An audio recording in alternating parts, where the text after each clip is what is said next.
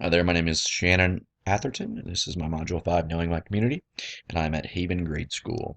Haven Grade School is located in USD 312. We have Haven, Yoder, and Partridge. Our unified district is spread out about 30 to 35 miles. Haven was established in 1886. We have a quick shop, which is just located right off K96, which gets a lot of commuting traffic in between Hutchinson and Wichita. Dollar General came in about a year and a half, 2 years ago. We have a kind of a Ma and Pa Food Liner, which is our grocery shop here. Ma and Pa Willie Burger, which is kind of our burger joint. We've got a hardware store and a co-op. One of the popular things is our fall festival. It happens in the second week of October. Many of the residents in town will attend that, as well as the surrounding areas will come and check that out. Happens on Friday night and Saturday all day. It's just a fun event. One cool thing that started a couple weeks ago is our Haven Warhawks. It's kind of our semi-pro baseball team. They utilize a um baseball field, the high school baseball field that kind of got rehabbed with a bond that had passed. So pretty cool to bring them in and try to get some people to know about Haven. Median income for a family is just over 45,000. The athletics that we have, we're in a 4A school in the CKL. We've been a 3A school just kind of based on numbers, but 4A school has been there for, I don't know, a handful of years. Our dropout rate in the district is 5%. The grade school was built in 1951. Compact Day is one day and kind of like a meet your teacher day. Grandparents Day is just an awesome day that we have. We get many grandparents that come in at the kindergarten through sixth grade level and do many activities with them and just to get them into the building and a wonderful, wonderful day. Halloween parade is just it's a fun day as well.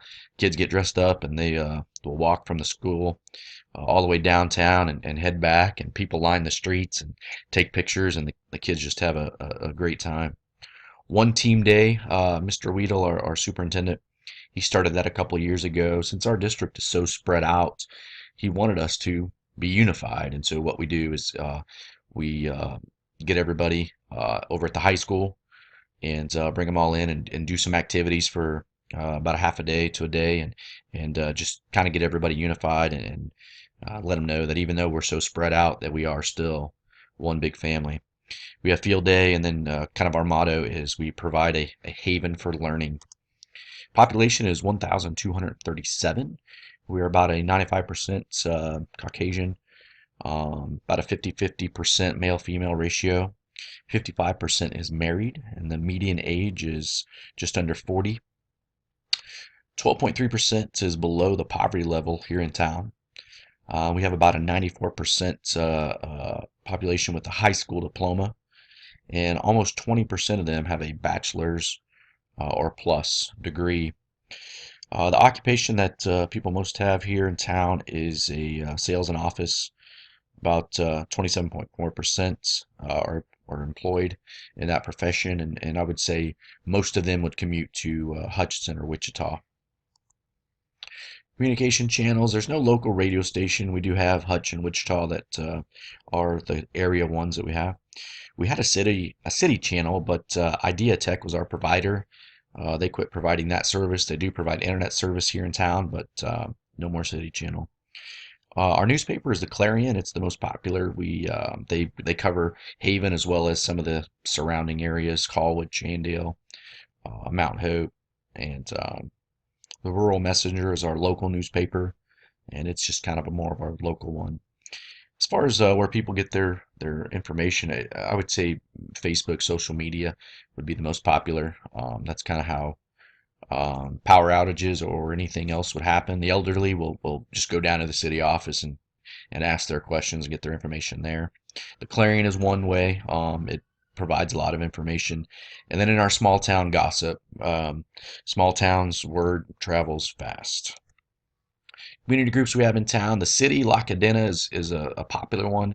They go around and keep the flowers watered and kind of keep the city beautified. Boy Scouts is a popular one here in town, and the Chamber of Commerce is very active to keep kind of our businesses going. In the district, we have a great PTO, one of the best I've seen or been around. Over at the high school, we have K's Kids. It's a group of high schoolers that help out kind of at their building, but also they'll come over on Wednesdays to the elementary building and listen to kids read or read to them. So that's pretty cool. Wildcat Singers is a great group that we have, and one of the most popular groups that we have are the Trash Cats. Down there in the picture, what they do is they'll be at the halftime basketball games or other events, and they'll roll around the trash cans and play just awesome music. They use 5 gallon buckets, they use barrels, tubs. It's incredible, and it's loud, but it is awesome. In our leadership, we've got our superintendent, we've got the principals at the grade school, the middle school, and the high school. Yoder and Partridge split a principal. Our school board, we have the mayor, we have 5 city council members, Chamber of Commerce, and then the EDC, Economic Development Committee, does a wonderful job as far as trying to get businesses here in town and keeping the business population thriving.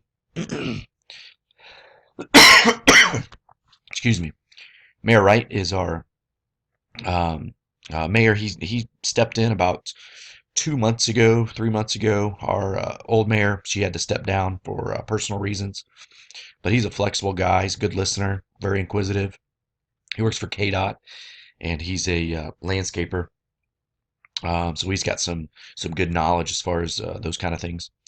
The other council members, 3 of them are in local businesses here, so that's pretty cool that we have them here in town. And then we've got one that's a tradesman, so he's got a good vast knowledge of kind of handyman questions for things that get presented to the board. We do have an open spot right now that was Mayor Wright's spot that they're looking at filling here in November. Superintendent Weedle has been in our district for 2 years now. I'd say he's just an understanding, knowledgeable, caring guy, and he's definitely a hard worker. Personally, he coaches, he helps my girls with pitching in softball, and he coaches one of the softball teams, tournament teams as well. Economic conditions here in town, we've got a few major manufacturers. Some of the popular ones are Color by Design, paint manufacturer. Haven Steel is a very popular one. They've got steel spring components and whatnot. Kincaid, a lot of agriculture and equipment that they build out there. Tenawa is our gas processing plant that's just outside of town. Pretty popular as well. Political structure, the bonds passed about, well, it was June 9th, 2015, $12 million bond. We needed a lot of upkeep and just things tended to at all buildings, but probably particularly the high school. We built a new gym that is FEMA ready, and the bond also provided 2 softball diamonds. Our girls went to state. They took runner up for the second year. They're getting there, but maybe next year they can win it all. But right there, you can see our budget for 2016 to 2017. Total expenditures is almost at 12 million there. Social tensions in our small town. There's just minimal to no crime. Yeah, there are, some unruly people here and there, but that just happens. But as far as major crime, murders, rapes, things like that, just very minimal to none. Within the district, there was nothing major reported at HGS last year. At the middle school, high school level, it was less than 10 as far as expulsions or ill-behaved activities. Extra sources of information. City website's pretty popular. They keep that updated. Chamber of Commerce does a good job as far as getting information out to people. The Foursquare it's right down there at Main Street in our small town. They might put up a cardboard box with a note on all 4 sides that says street dance is happening this weekend, uh, or the garage sales are happening, April 20th or whatever. So it's kind of funny there. Word of mouth here in a small town. Like I said, word travels fast. We do not have a telephone book, but I think, probably state and countrywide, it's almost coming obsolete. Within our district, we've got a district website that stays updated, keeps people informed. We have a weekly to biweekly newsletter that gets sent out with the kids, but it's also, we're working on that to get that email friendly and set that out to all our stakeholders and community. Handouts we send typically on Thursdays. We'll send those home to the kids. Obviously, they'll go out any day of the week, but if we can on Thursdays, the parents definitely can look for those. And then our rural newspaper, it's not our most popular, but people will find out some information in there as well. Power structures that we have kind of labeled there on the graph, but we've got our Board of Education there with Rice Madison, our president, superintendent, down to the principal. Here at the grade school is Mrs. Glendenning, and then kind of filters down to the teachers and parents and community. Our multicultural, like I said, we've got a 95% Caucasian population.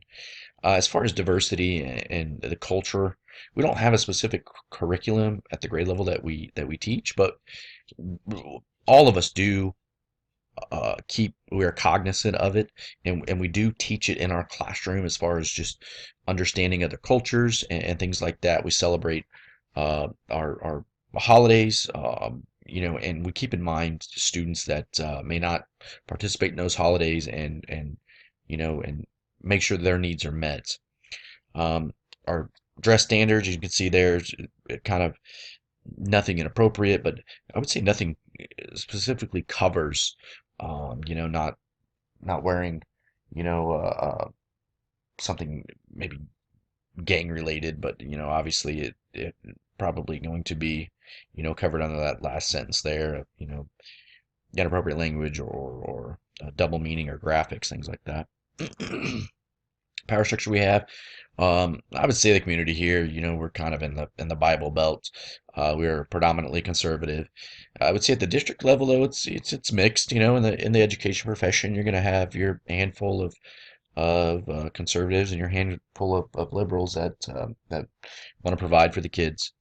Um, that provide some kind of district decisions that they have to think about to make the decisions for a predominantly conservative community.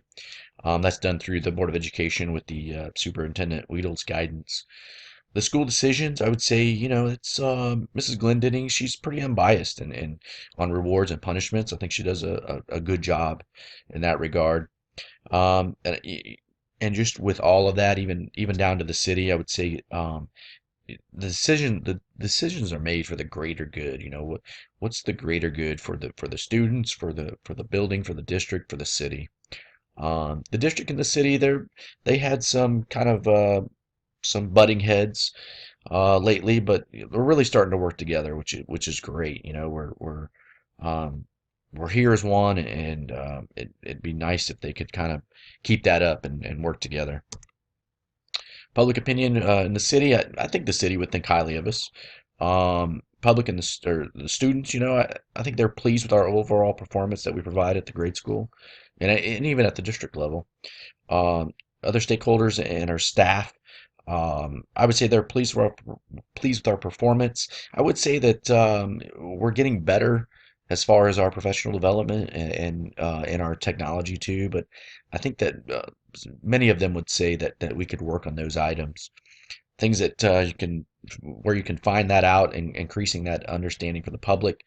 The Board of Education meetings, our new accreditation is definitely heightening the district and building site council, so that's good. And then a local newspaper can also, find that out.